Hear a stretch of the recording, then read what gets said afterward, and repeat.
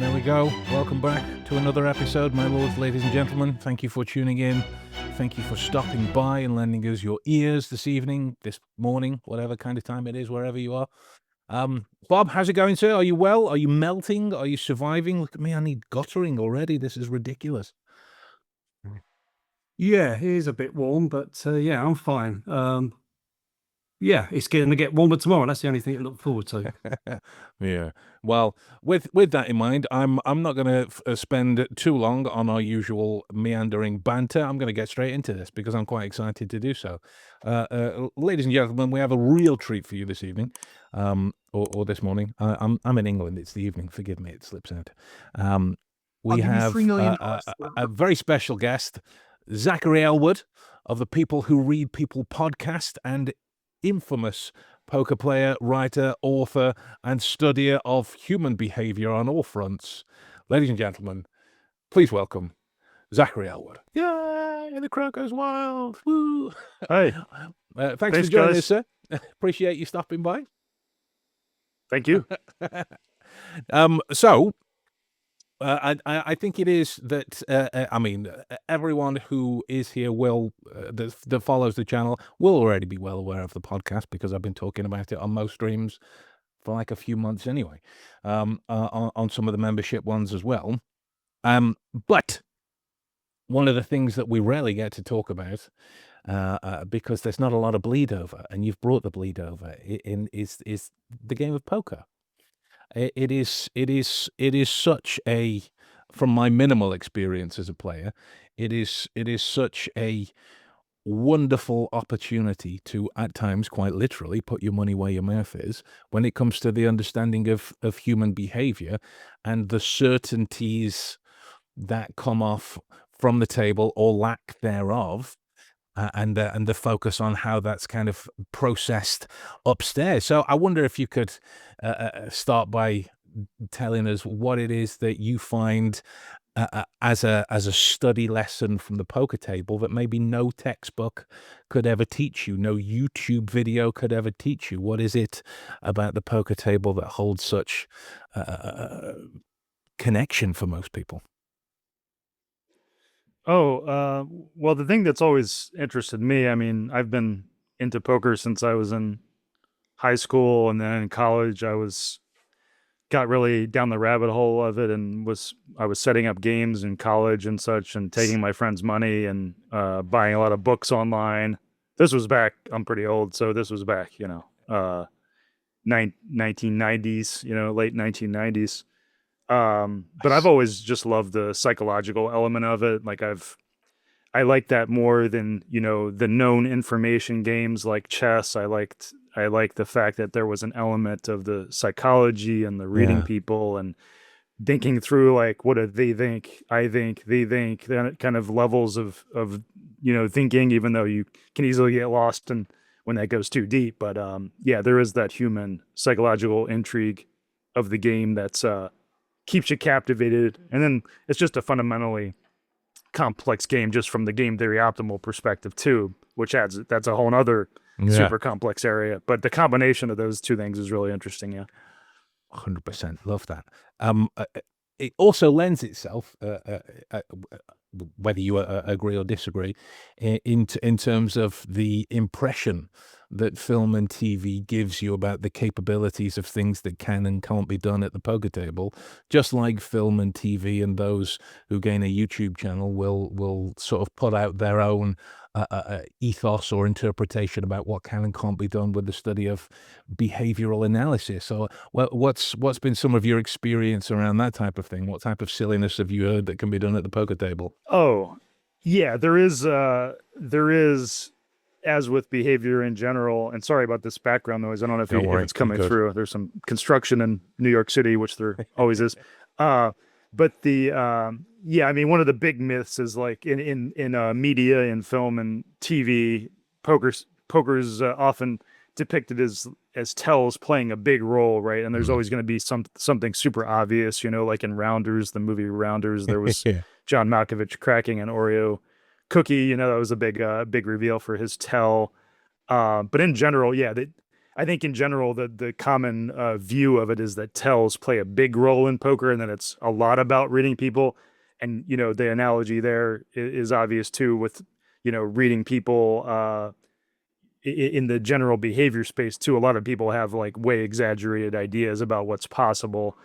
By and large, you will sometimes see very obvious tells in poker, Of but course. by and large, if you're playing experienced players, it's pretty hard to get a read, and you can go, hours and hours without basing a decision on a physical thing, right? Like it's Yeah. mostly about the strategy. The strategy is where most of your money is made, but if you're good at reading tells, you might add a little bit more to that by making an occasional good read. And if you're playing quite amateur players, they might have even more obvious reads. But yeah, by and large, the mainstream perception is that tells play a huge role in poker, right? Yeah. Love that. Love that. Nice to get some experience from the front line of someone that's been immersed in it for so long. Feels like I'm yelling into the ether for so long. Bob, what have you got? Yeah, I was going to come in, and you probably saw a post I put on this morning, Zach, and I tagged you into it. Is this thing around behavior? Kurt Lewin came up with an equation for behavior, and that it equals how a person functions in an environment. And in a lot of, shall we say, the lesser scientific versions of people reading people that you may see online, they never seem to mention the environment, or in a lot of instances, not even mentioning the context. It got me thinking about, is it better to have, because poker is a high stakes situation, and it's a prolonged high stakes situation, whereas in the real world, you may come into very short, high stakes encounters, and there's not a lot of noise around. Um, and is there a lack of noise in poker, and does that make it easier or harder to tell it, or is the noise just different noise? Yeah, I think it's a really good question, because I mean that's something I've been thinking about the last few years, is the difference between game environments and non-game environments. And to me, there's just such a huge difference in so many ways. So for example, in games, you have and I'm including sports in there too. You have formal rules that Mm. involve like very granular and discrete actions that you have to do. In poker, you have to do things by certain rules. You have to place bets. You have to pay attention to cards on the table. You have to do various things. There's various rules. So it's a very formalized environment, which means, and that's a much more constrained, less noisy environment than say an interrogation room, when you can talk about anything and it's not even clear what the motivations might be at any given time. You don't It's hard to know what's on somebody's mind at any given time. But I think the interesting thing about the games and the sports, it's like it's very formalized. There's even getting to the tells of like attention, for paying attention and focused on certain things. For example, like even chess, a complete information game, you can get a sense, maybe if somebody's staring at a certain part of the board, you can tell that they're focused on that something, right? Uh, That's like uh, information theoretically, and you'd be like, oh, maybe I should pay attention to that part of the board. So you don't want to make it obvious where you're yeah. staring. But that kind of thing has little analogy to like interrogations, right? It's like that's what I mean. Like there's all these granular kind of rules and actions that mean that you can more easily find clues about, and the same situations keep coming up. And that's not to say that things are easy to read necessarily. It just means that sometimes you can get some clues that may be far from 100%, but maybe still actionable. And the other thing about games and sports that's really important difference between interrogation rooms is that you can actually act on information that's far from 100%, because you're in such a low information environment where you're often on the fence about decisions. Where it's like in an interrogation room, you're not going to like make a sudden shift to the whole investigation based on like a vibe about something, right? It's like you might follow Yeah. up with some questions or something, but like you can't make like base big decisions on reads. Whereas like in games and sports, you can, because you're so often on the fence in various spots. So yeah, I just to say there's so many, and I think it's interesting because that's something that's rarely discussed, is the role of like the environment and the factors that are applying to people there. Yeah. Yeah, it's a fact. If you and I hear it a lot. I work with people in the motor industry, and they go to shows, and they may meet someone at a show, and they're very agreeable, and they have a good chat, and then they arrange to meet in their business, and they meet a different person because you've changed the environment. There's now stakes involved, etc., etc. Whereas the show is just a show. And I think that is something that's overlooked a lot in no matter what we do. And we tend to focus on high stakes, but actually the better way, in my opinion, the better time to read people is when they feel comfortable. You get a better read of them, Right. where there is no stake, where the stakes are a lot lower, whether you are just in a conversation with them. How do you feel about that? Yeah, I agree. I think, I mean, part of the thing I've been thinking about recently is like, I think some people, as we know, some people are way too, will promote the idea that behavior, you can do a whole lot with behavior. They exaggerate the importance of behavior. But I think there's also people that kind of minimize the idea that you could, get valuable reads. And I think that Mm.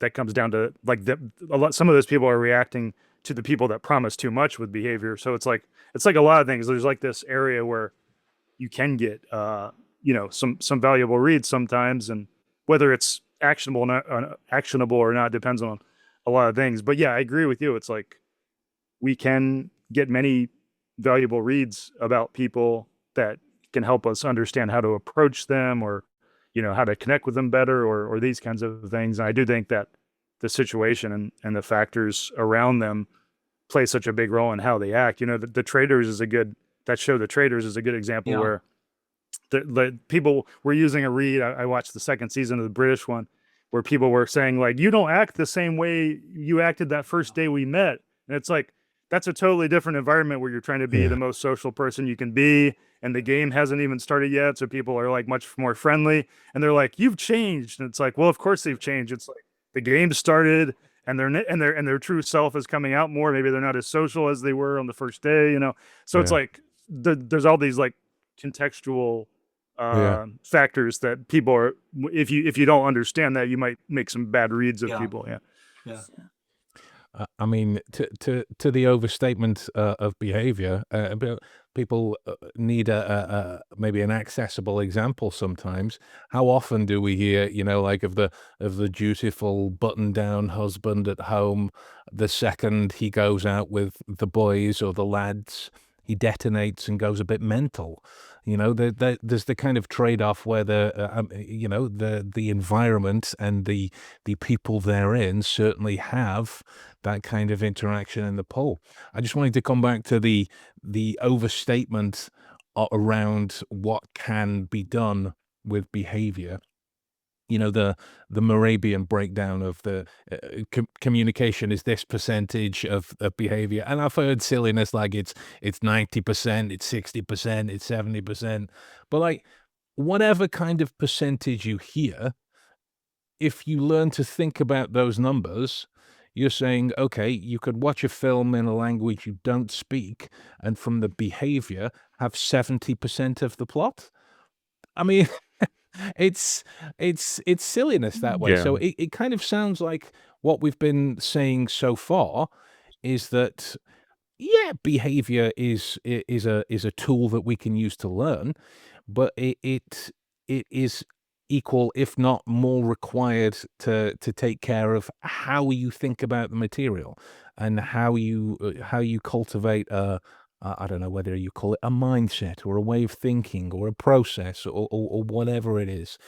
How important is that to the work that you do, whether that be at the table, the investigative work or the analysis work that you've been doing since, in terms of how you think about the material therein? Intelligence doesn't guarantee influence. If you can't communicate and do so clearly, your ideas die in translation. Productive communications teaches you how to understand behavior, how to navigate tension, and how to create real clarity in conversation. No manipulation, no scripts, just behavioral insight applied correctly. So if you want fewer misunderstandings and more control in conversation, go to omniscient-insights.com/procoms or right here.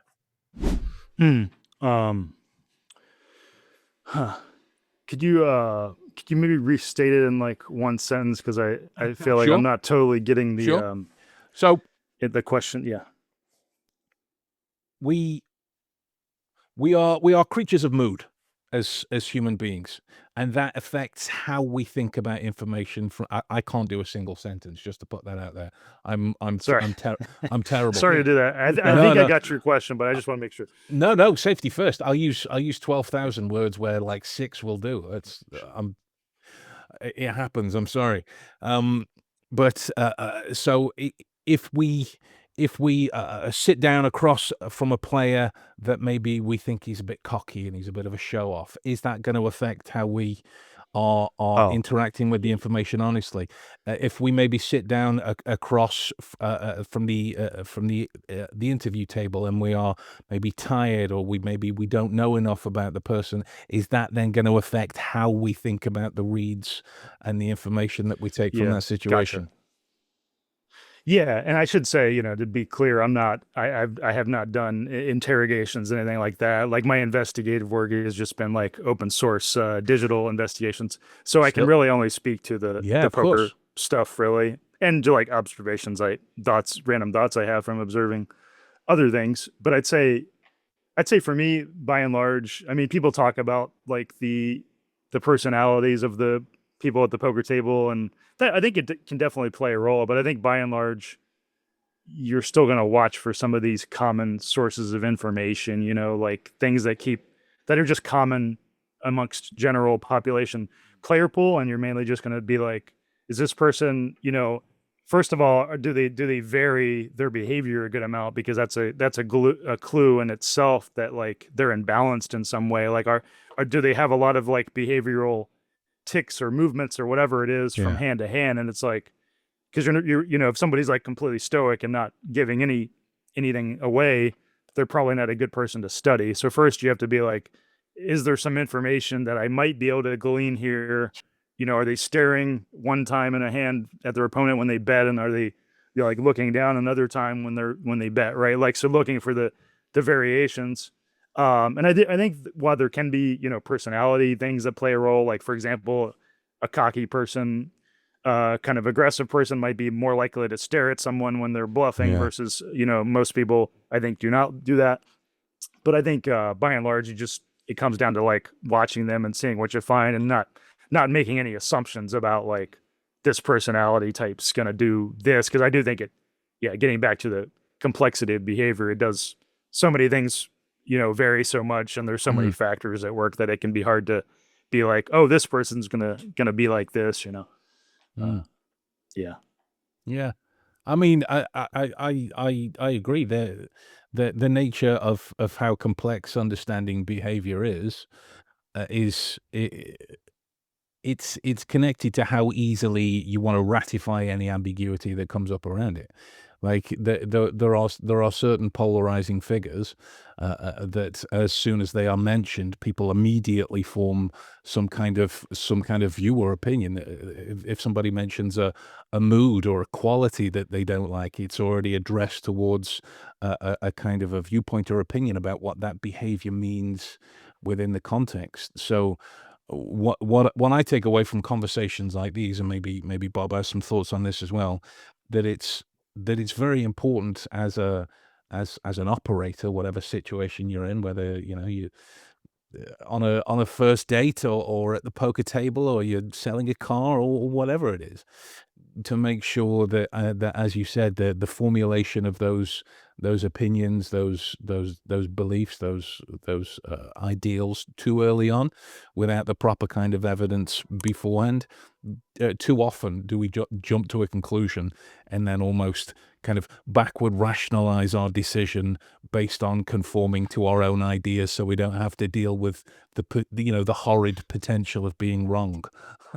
Yeah, you can make some bad assumptions for sure. And I should say too, like I always go to my way to emphasize, it's not like I think I have the one, I don't think I'm like necessarily the best person in the world at reading tells. I think what I say in my books is like I think there's many ways to approach reading people, and other people might have different things that they clue into that I might not be looking at. I know sometimes when I'm studying footage or at the table, it's like I'll be like, oh, I haven't even looked at that aspect of their behavior. I didn't even think about it, but now that I've clued into it, it's kind of interesting, or I see something. But just to say, there can be many things. I've always been very humble about like, there's many ways to study people, Yeah. and I might not be focused on the best things at any given time, or I might not be. There might be other things people notice that I don't notice, and these kinds of things. Yeah. 100%. Very stoic. Yeah, the things that I was just going to mention is when you see people talk about reading behavior, they focus, in my opinion, too much on micro behaviors, which I should even think that in the poker environment, micro signals are very hard to read. And it seems to me be counterproductive when there's so many macro signals that you can actually hang your hat on.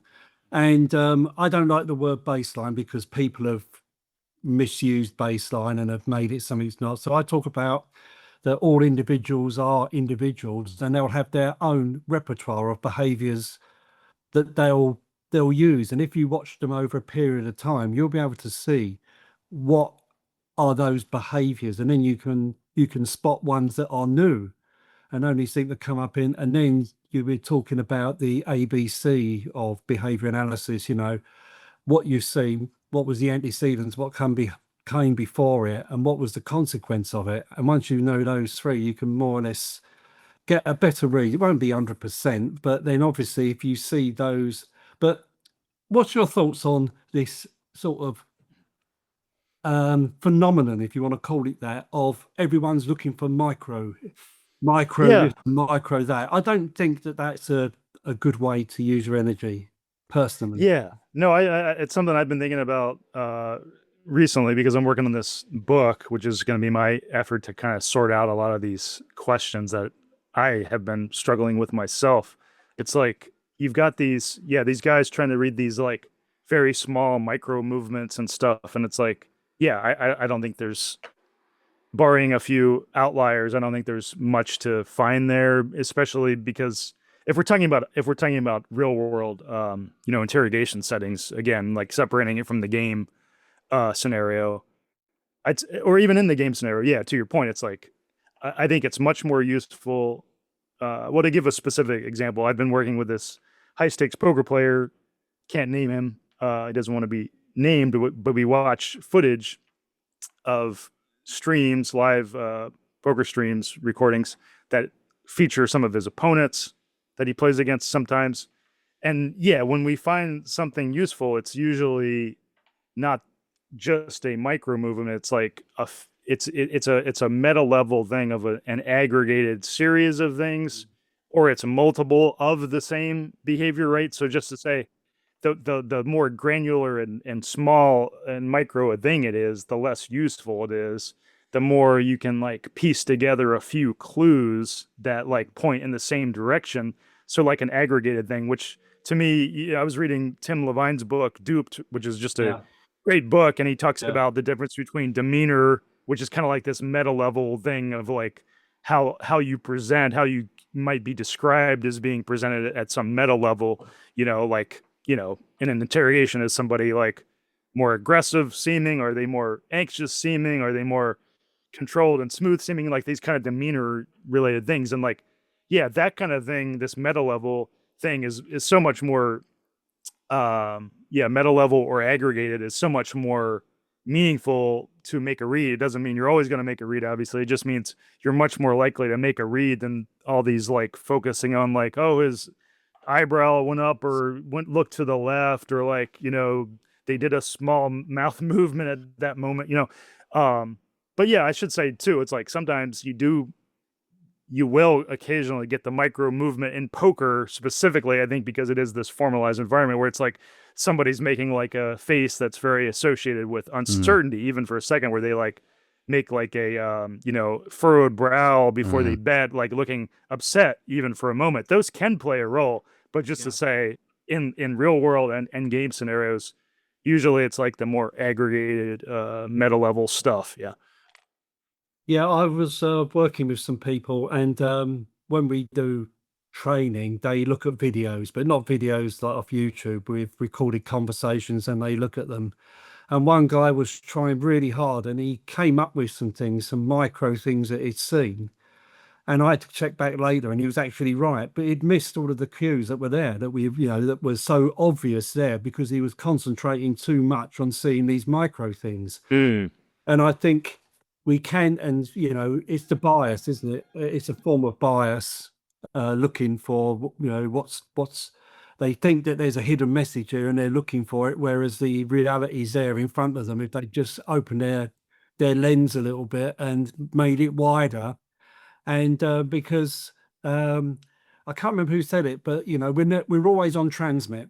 We're always transmitting something, and most of it is easily recognizable, but we tend to focus on trying to find what isn't, because we think that's more important. Yeah, well, that's another. I think that's another. The thing that I've been trying to sort out the last few months is like, why do some people, including in some law enforcement people will say, "Oh, I think behavior is super valuable. Nonverbal behavior is super valuable," and some people will be like, "No, I think it's completely useless. I don't use it." And I was trying to sort that out, but I think there's a way that some people are talking past each other in a few ways. I think it's like, most of us are like reading people's behavior every day in like a social sense. It's like reading if somebody's anxious or not, or so that helps explain why even some law enforcement people will be like, "Oh, it's very valuable," because they might be thinking about times when they just read, like, for rapport purposes, like, "Oh, this person's not at ease," and like, whether it played a role or not, it might have helped them adjust their approach to that person or whatever. So, but that's a far cry from like, I'm going to read them because to know if they're lying or not, right? Or know that they're guilty. So it's like these two dimensions of like the more social aspects, which we do every day, and then like the more like reading deception things, which is like very hard to do, I think, in real world or anywhere spots, because it's a totally much harder, because as we know, it's high anxiety spots. Yeah. So Yeah. people can act a wide range of ways, including innocent people. But I think that's one of the ways that people talk past each other. It's because we're reading people every day, but that doesn't mean we're gonna like be able to tell if somebody's lying or not in any sort of easy way from this stuff. Yeah, just one thing before Ben is that, and that's where we've got caught up in it. It shouldn't be about looking for deception, because as soon as you do that, you're biasing yourself anyway. Yeah. It should be just about building an environment, a comfortable environment where that person's defense mechanisms maybe drop a little bit, and then it would be more macro when you show those changes, because you've got that connection with them. What about you, Ben? Agreed. That's why I was maybe cack-handedly trying to get to it earlier. Like the way you think about your actions, it directly influences how you process information. Like those two law enforcement guys. I only use human behavior. I don't use human behavior. Both decisions arrived at through the digesting of information that came to them through behavior. It's the informative process around that helps you decide what you're going to do with it. And maybe, and I say this not knowing what the answer is, if there even is one, maybe it's in reference to what we were talking about earlier in terms of the need for individuals to ratify ambiguity. Like our brain is just trying to do us a favor and stop us feeling discomfort. So maybe it is that if we put all of our eggs into the nonverbal communication basket, or to the tells basket, or to the deception detection basket, or whatever it is, it is a vain attempt, innocent to some, capitalized on by less than moral individuals, let's say that, but to try and find something that works to journey through that environment so you can walk away with something. Maybe there's something to do with that kind of ambiguity there. Yeah, I think people really like certainty. We don't like Yeah. uncertainty. I think that applies in so many areas, and we're drawn to people that say that they can help us navigate these stressful, uncertain, ambiguous areas of our life or our job or whatever it is. We crave that certainty. I think Yeah. that's where there can be like a kind of a cult like thing that creeps in there, because we want that certainty, and then somebody who tells us they have some certain thing about even some small domain, Yeah. they can easily grow into sight like a cult like figure, because they're like, oh, and then while I'm at it, I'll give you some certain takes on all these other areas too. Yeah. It's Yeah, I know. I'm talking about Chase Hughes here. I might as well just Yeah, talk yeah. about, just to be Just pull transparent. back the curtain. I didn't think we'll get through 45 minutes without mentioning him. Yeah, we gotta name drop him. He Yeah, deserves it. I mean, I'm sort of ambivalent, but I would say that I would describe Chase Hughes as someone who has grifted for years, and I use that term deliberately because he is a grifter. And he's not the only one. There's loads of them. They play on their background. Not everyone who's been in the FBI is suddenly an expert in body language, just like everyone in the police in the UK is an expert in body language. In fact, I fell into the category of we never did any work on nonverbal behaviour. Ours was all on words, because words are evidence. Words are the most important thing. Yeah, it's like that. Yeah. I mean, yeah, when people have asked me, because I work on Poker Tales and I do my podcast, I've had many people ask me like, oh, what do you recommend for, reading people in the real world, the non-game world, and I'm like, I would just focus on books that help you understand what they're saying and like make logical deductions about what people are saying. Because like most people are just like barely focused on the deductions of what people are saying or what they're not saying, or, these kinds of things about just analyzing what people are saying. It's like, why would you focus on the most ambiguous and least reliable sorts of information? But that's the thing, getting back to it. It's like, that's a very sexy idea, is like, we're going to read the behavior. It's not as sexy to be like, I'm going to think about what they're saying and actually make some logical deductions. Like, that's not as sexy. It's much sexier to be like, I'm going to read them and just look in their eyes or look at their twitch of their nose and read them. That's a much more exciting, sexy idea, right? Yeah. I get that. And well, yeah, the words, I mean, have you read Elizabeth Stokoe's book, Talk? Yeah, I had her on my podcast, actually. Yeah. Yeah, she's very good. And that is because she uses sort of everyday speak. And I think when you come down to it, people in this field who are what I would class as experts, always never talk about deception detection. It's much easier to see what that person's truth is, and that truth may not be your truth.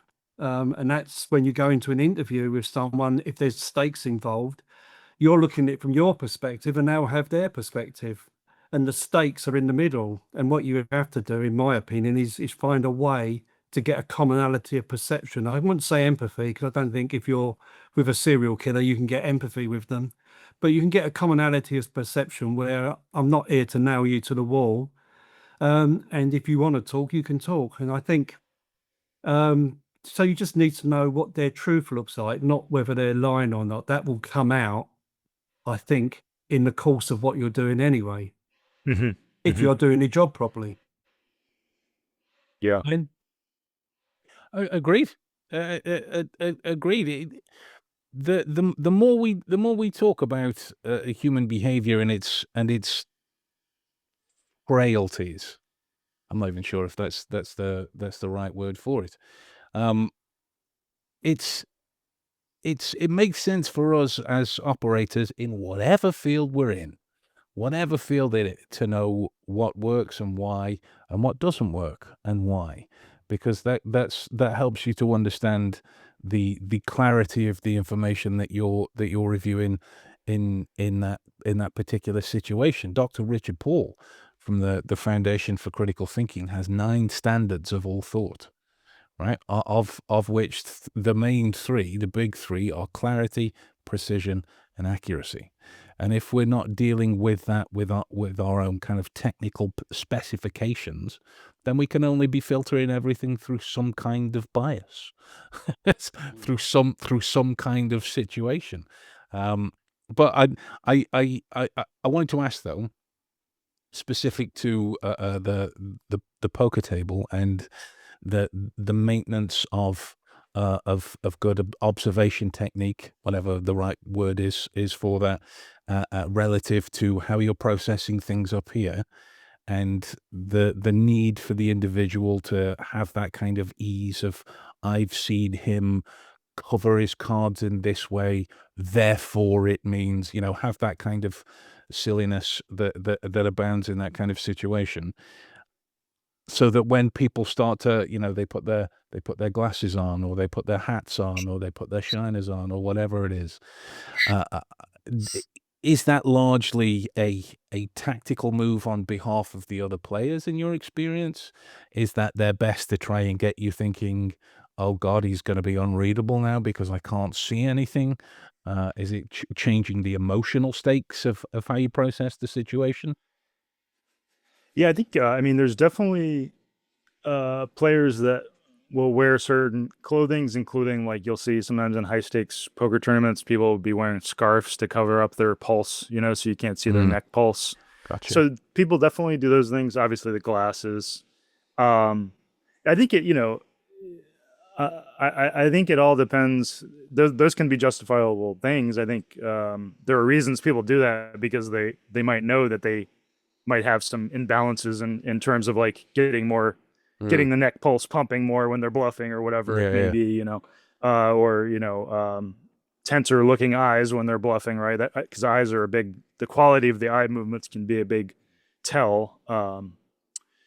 Can be reliable source of information for a lot of people. But yeah, so I think there's good reason people do that. I also think though, getting back to like the interplay between people, it's like when you do that, you make the game more serious and make other people play better too, right? Because they're it's Gotcha. like so having a lighter demeanor can be better for like fostering a more fun atmosphere, right? Like I never wanted to wear sunglasses at the table because I feel like people would be like, oh, he's super serious, I'm going to play super serious against him, right?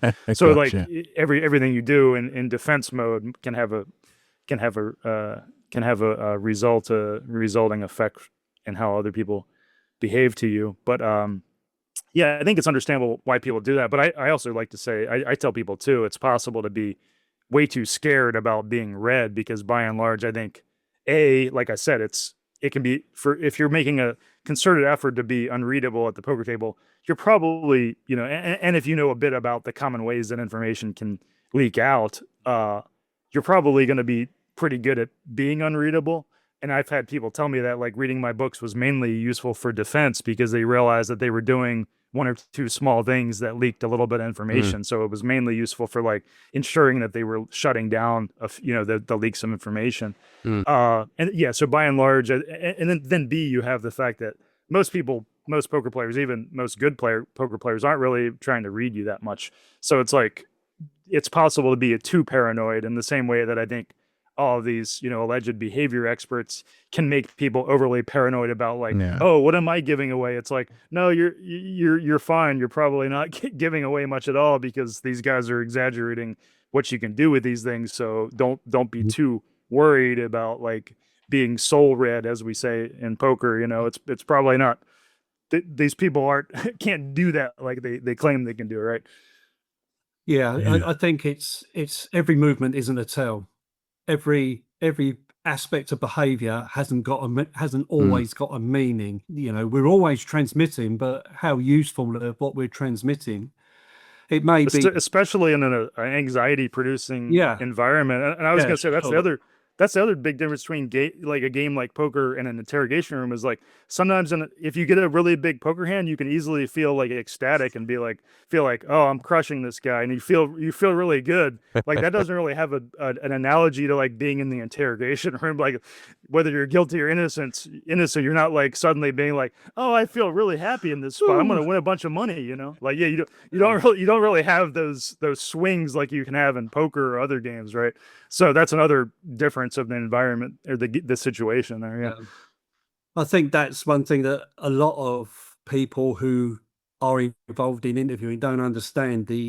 You've got people in a room, they're there not by choice. The rooms are set up in a certain way. The psychological pressure on you is so immense, and then they expect people to be truthful with them.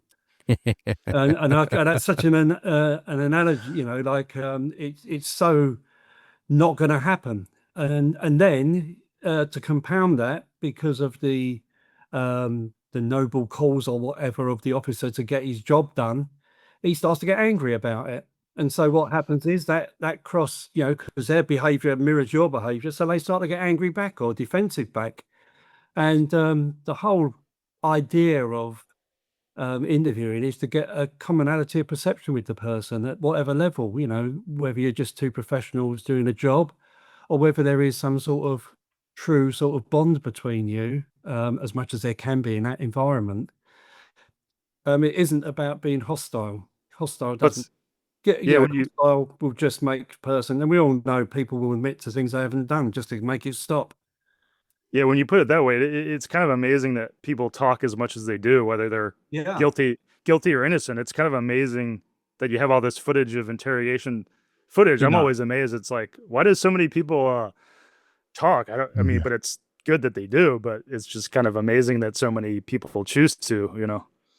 Yeah, I think there's various reasons for that, and it's something to do with personality and how they feel, how they feel at that time and how they feel in that. They think if they're guilty, they think they can manage it. If they're innocent, obviously they have an incentive because nobody thinks they're going to be like found guilty for something wrongly. Usually, yeah. So, yeah, it makes sense. It's just like you would think the bad guys would be like, I've seen enough of these this coverage of the interrogation footage that maybe I should shut up. But still seems like they talk a lot still. So yeah. They can unburden themselves. Yes. Just as we're coming to our time, it's kind of about that witching hour where we push for the Jerry Springer's final thoughts on human behavior, or rather the lack of human behavior around the poker table. What would your final thoughts be on the topics from this evening? If I had to say something that mapped over to non-game real world scenarios, I do think again I like to emphasize that reading tells in poker, reading behavior in poker is hard, just like it's hard in the real world.